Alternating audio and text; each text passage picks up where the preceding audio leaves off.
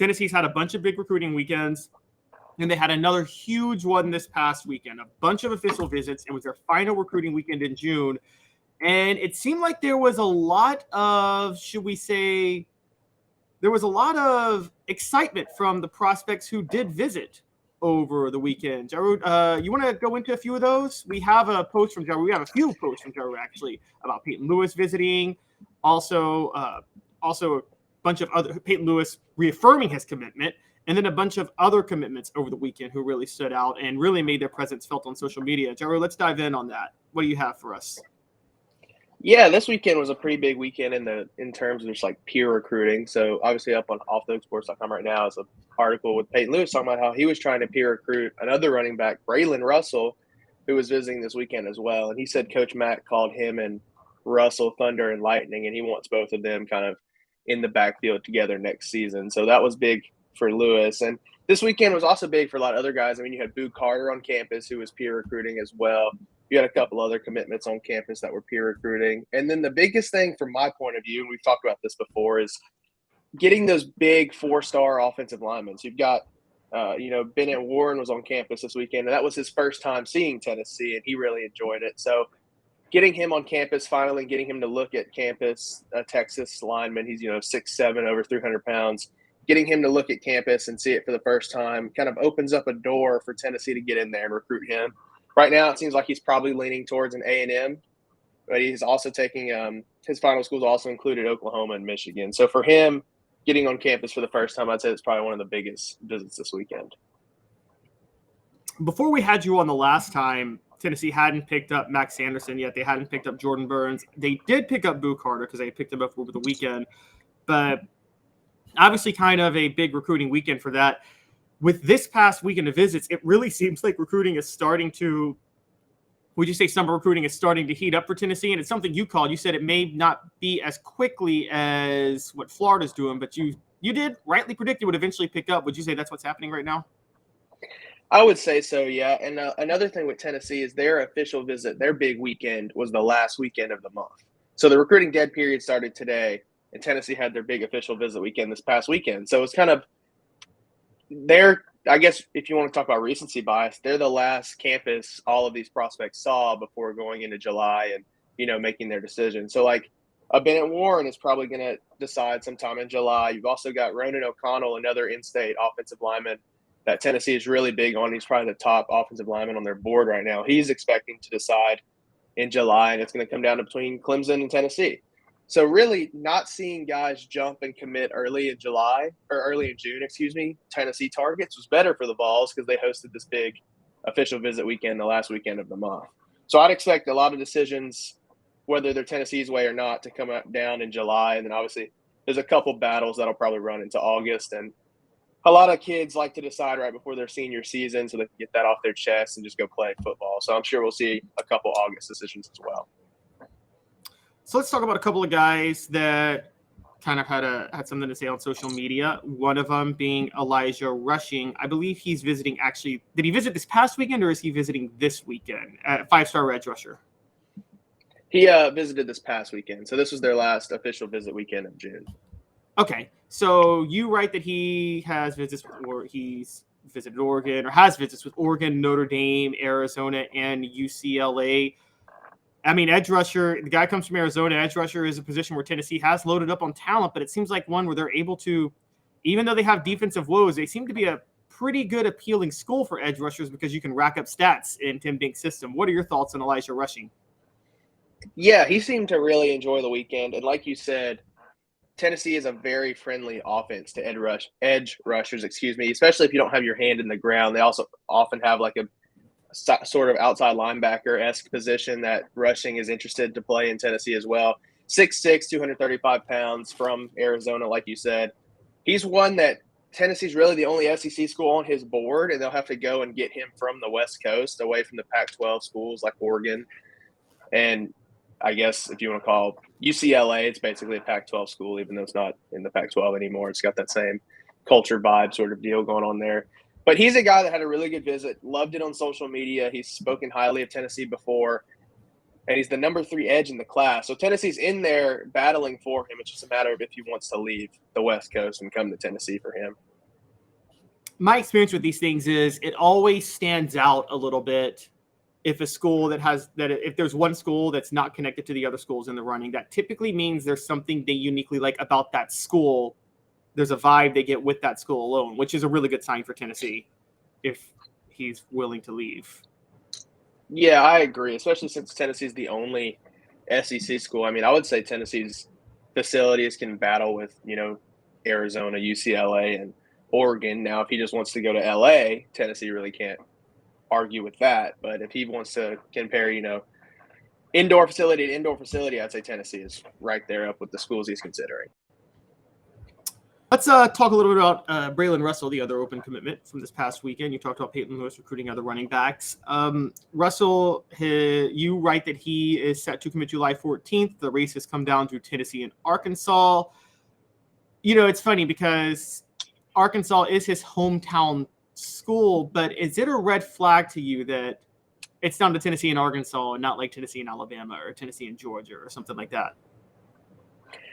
I think just because it is his in-state school, and for him growing up, I'm sure he was watching Arkansas a lot more than he was watching Tennessee as well. Arkansas also gives him the chance to play a lot earlier than Tennessee just for the sake of that's Arkansas. It's not as deep of a roster right now. But for him, like I said, Peyton Lewis was really trying to get him to come. I mean, Jerry Mack was calling Russell and Peyton Lewis. He was calling them thunder and lightning in the backfield.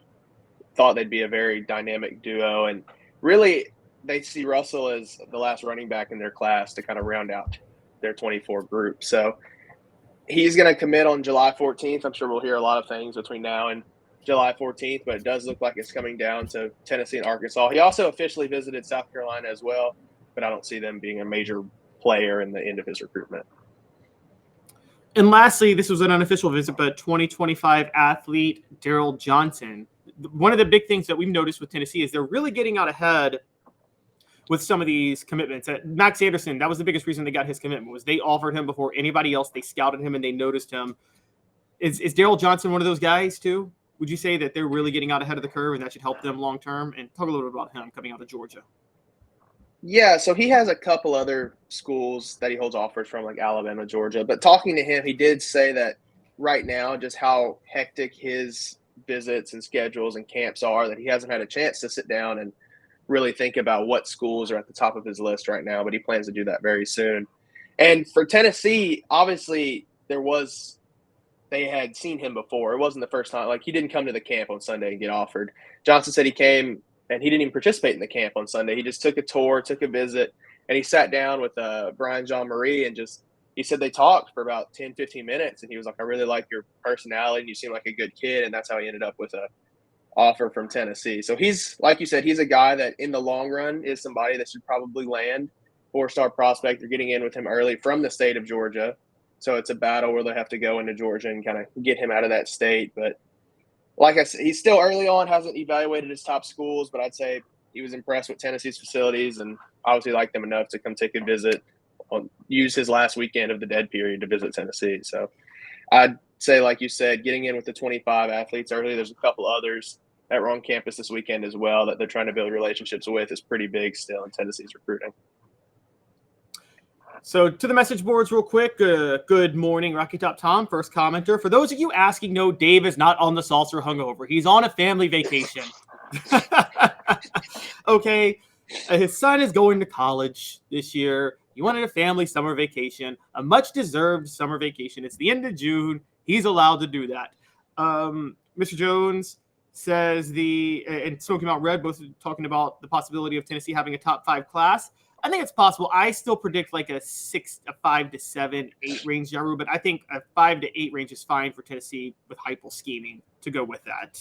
They just can't be below that.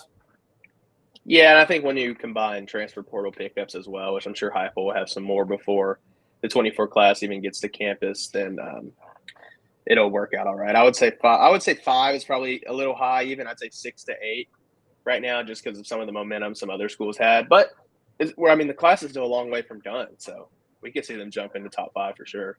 Just depends on if they can win a couple of these big name battles. Exactly. And Travis asked who would choose Arkansas over Tennessee. It's not 1955. Well, Travis, this kid's from Arkansas that we're talking about. And honestly, before last year, Arkansas was actually a more high-profile program than Tennessee. People had more faith in them under Sam Pittman. So that wasn't that long ago. And if KJ Jefferson has a rebound year, watch out. I mean, look, if a certain Arkansas head coach didn't get in a motorcycle accident, we might be talking about them as still a top 10 program. And Mr. Jones has a Nico question. We got a Nico post up from last week about expectations. I think he would be ready, but it's Joe Milton's job. We're going to get to Joe Milton soon, actually, funny enough. But Smoky Mountain Red is asking you a question, Jaru. Do you have a Star Wars Stormtrooper Funko Pop behind you? I do. I have several, but there's one in screen right there, I guess. Captain Phasma, but there's a lot of Star Wars Funko Pops up there. Look at you killing it. I'm a Star Wars fan too. So, all right. I'm not going to engage anybody that engages in conspiracy theories about Dave being off this week. Just so you know, we're going to show him the proper respect. Great history point, Elias. 1955 was the year Bowden Wyatt went from Arkansas to Tennessee. Funny year to randomly pick. That's a very, very good point. Okay, so before we move on from this, Joe, I wanted to talk about just national recruiting rankings in general. Tennessee still, I would say, fringe top 10. One of the interesting things, though, to me is something you said seems to already be happening. Florida seems to have peaked, and they're going to slowly slide. They're already down to number 4 after being number 2 last week. Ohio State and Michigan are right there at number 2 and number 3. Michigan has always been on the fringe top 10, top 15 range with Harbaugh. They're now top 5. Do you see this as a permanent fixture with them under Harbaugh? What changed, would you say, with the program? Well, there's been some talk about – so Michigan's never been able to go into Ohio and get a kid they wanted, but Ohio State could always go into Michigan and get a kid they wanted. And you're kind of seeing that change a little bit. I think the Urban Meyer-esque team and recruiting is sort of done. So I worry that – I guess don't worry, but for Ohio State's sake, I think they might be losing their grasp a little bit on their kids. Because, I mean, you probably have a better thought on this than me, Calhoun, but it seems like in the past, like I said, Michigan could keep their kids in Michigan, but if Ohio State wanted a kid from Michigan, they got them. There really wasn't any question about it for the most part. And then with Florida, like you said, I really do think they peaked just because all of their commitments were Florida leans. So it's just kind of they got all of their guys to commit in the same weekend. It wasn't anybody groundbreaking that they really won a big battle over. Yeah, and Dave and I talked. We both have a bit of a conspiracy theory that there were probably guys that were going to commit later. And after the 2 decommitments, Billy Napier didn't want the narrative out there that he was losing control over the program. So he probably asked him, hey, guys, can you go ahead and commit now so we can get a little bit momentum reversed? As for yeah, Michigan, but now you run into – I was going to say, now you run into the problem of you don't have your commitment stretched out. So they might not have another commitment for a couple months. Yeah, exactly. And as for Michigan, Ohio State, I look at it the reverse. I'm not so sure Ohio State goes into Michigan and gets Michigan kids easily. I just think Ohio is a better recruiting state than Michigan in general. So Michigan can't win a championship by just closing its borders and staying in state. Ohio State can. Ohio State, Georgia, and LSU are the 3 schools that can do that because they have no competition in them. The goal for Michigan was always to be able to go into Ohio. But you're right. They had trouble going into Ohio and getting a few kids. And I think, the questions are starting to come up about Ryan Day and what he can do. He's lost to Michigan 2 years in a row. And and that could be an issue long term. Another thing we're seeing is Penn State is really closing off Pennsylvania more than they have in the past this year. And that's keeping them in the top 6. Look, I know divisions are dying, guys, but at least before divisions were to die, if they weren't in 2024, there's a really good argument that the Big Ten East would be the toughest division in college football, not the SEC West, given what's going on in the Big Ten East with recruiting right now. And Notre Dame's number 5, but honestly, I think that's a volume class. Dave and I talked about this last week. That's more of a volume class than it is actual real talent, we would argue. And that definitely holds true for Stanford, who's somehow in the top 10. But yeah, and whenever you talk to Ohio State people about if they're starting to lose recruiting battles to Michigan, Ohio State people say, Ohio State didn't want that kid. He wasn't high on their board. But you look at some of these guys, I just put up Michigan's class, like Ted Hammond, 4-star defensive lineman from Cincinnati. Luke Hamilton, a 4-star interior offensive lineman from Avon, Ohio. A 3-star offensive tackle from Lakewood, Ohio. Like, these are kids that used to be just locks for Ohio State, like you said. And now, all of a sudden, they're starting to go to Michigan, and Michigan can start strengthening there. Because they're, like you said, they're always fringe top 10. We're not saying Michigan recruited poorly.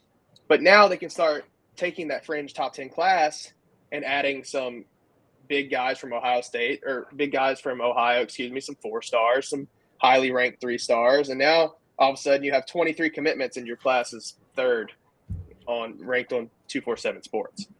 So they really are making that jump from, I would say, like you said, fringe top 10. I mean, they have a 4-star Jordan Marshall from Cincinnati, Ohio, a running back, like top 100 player in the class.